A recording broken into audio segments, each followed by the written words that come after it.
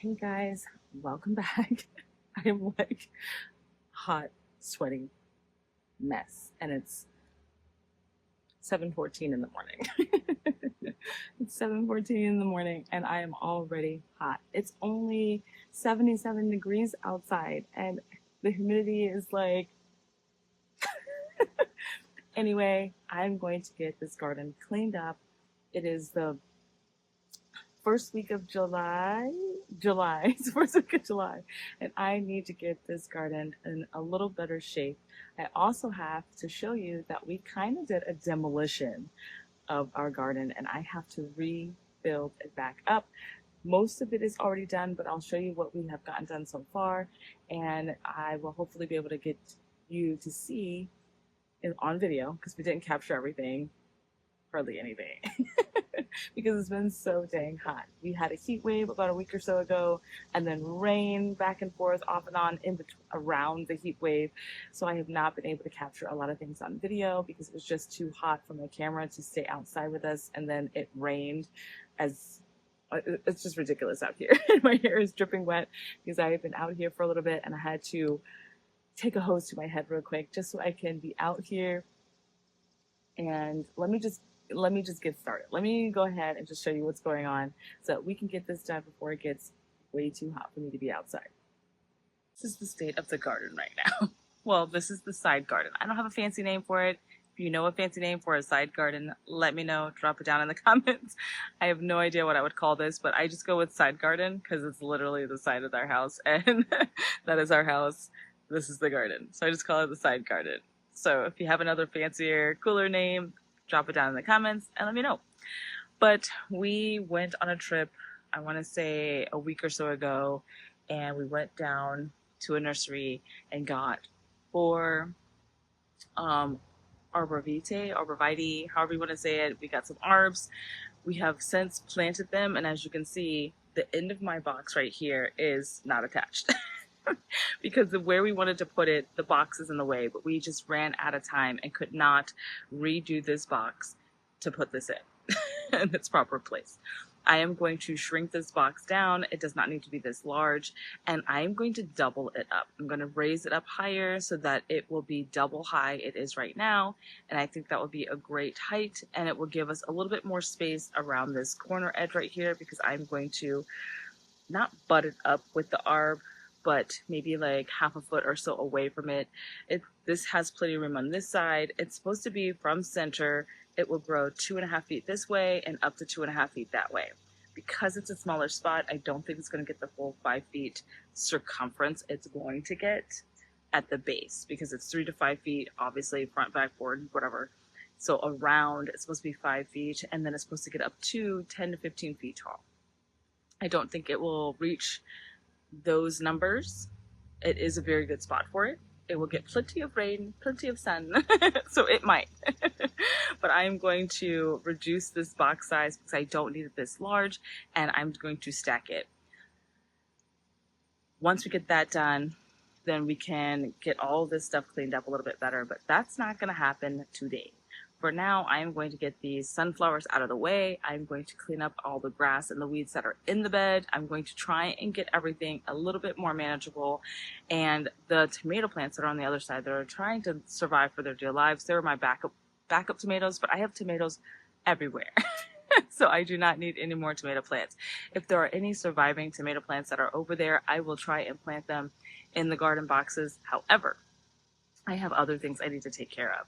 For instance, the 2 eukaryotes are prover wonders. I can't remember what they're called. I may have to pop them on the screen, but there's 2 of them back there. Because of the rain and where they're located, I guess they didn't dry out enough, so they are not doing so well. I think they're still alive. Let me show you.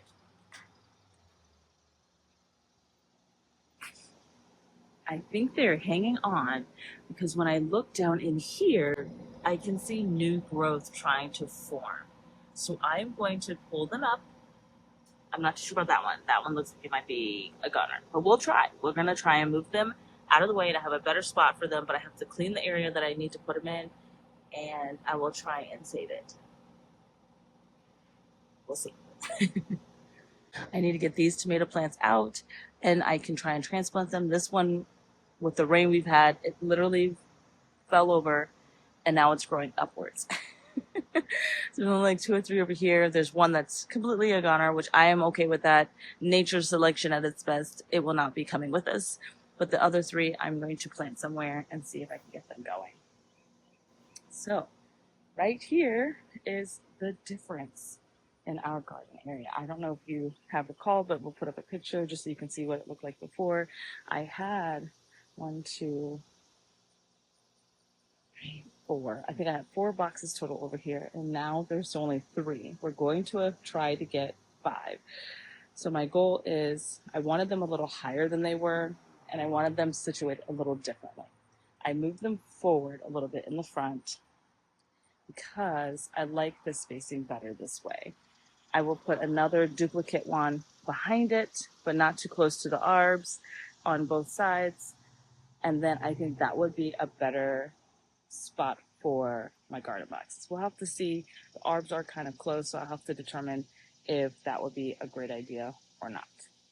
But I do like the more minimal space that I have for the garden boxes. We did move a lot of things which are trying to bounce back a little bit.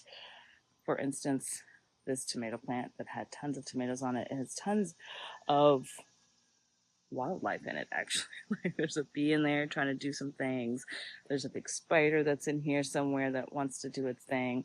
These are not super happy. I don't know if it's going to bounce back or not. I do have quite a bit of tomatoes in here that I could possibly harvest and let sit on the counter. There's these weird bugs that I've never seen before. So we've got a lot of things going on, and I think I can hopefully salvage at least the tomatoes off of the plant. It's okay because I do have other tomato plants as well over here, but it looks like I might have hornworm because now that I'm looking at this one, I'm seeing a lot of branches that don't have any leaves on it. Let me see if I can find it. And usually when that means there's a hornworm. He might not be on here today or right now, but usually when you start seeing like leaves gone, maybe if I find them, I'll show you guys. Anyway, so I need to get a lot of this stuff cleaned up. I moved my tomato plants. I moved my peppers. They're right there. I have my eggplant right there. Some stuff are just hanging on for dear life. So it is looking pretty demo back here.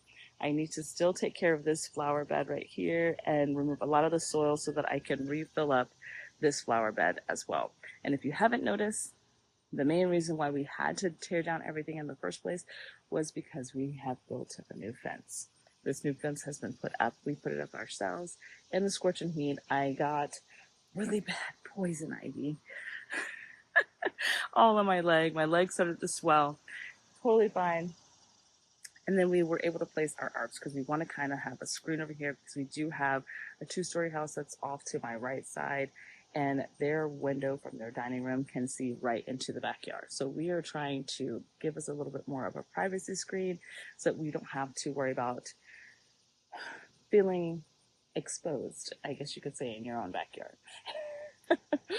All right, so this is what I'm going to be doing. I'm going to be taking care of this bed, trying to pull up as much as I can and transport soil into that box, cleaning up the box over there with the sunflowers, leveling out as much as the soil that we have right here, because when we started doing a lot of the gardening over on this side, it's very sloped and we have not rectified that at all.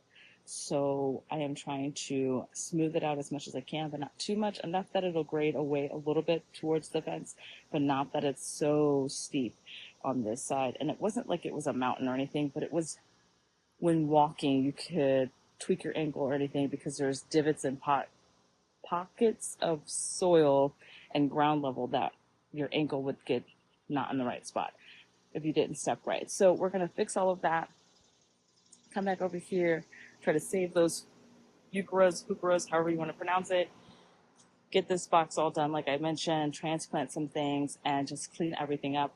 I may even tackle cutting back some of these garden boxes, as beautiful and overflow as they are. Trimming them back just kind of revitalizes them and just makes them bigger and better, and to continue on longer. So I'm going to try to take care of that. I did want to mention too that we did have not a proven winter one, but we did have a different super petunia on this side. Not super petunia, a different petunia over here. It was a glow in the dark one. It did not last through the heat wave. We had a massive heat wave. It's like 99 to 101, but then the humidity made it feel like it was 107 degrees outside. So it was awful.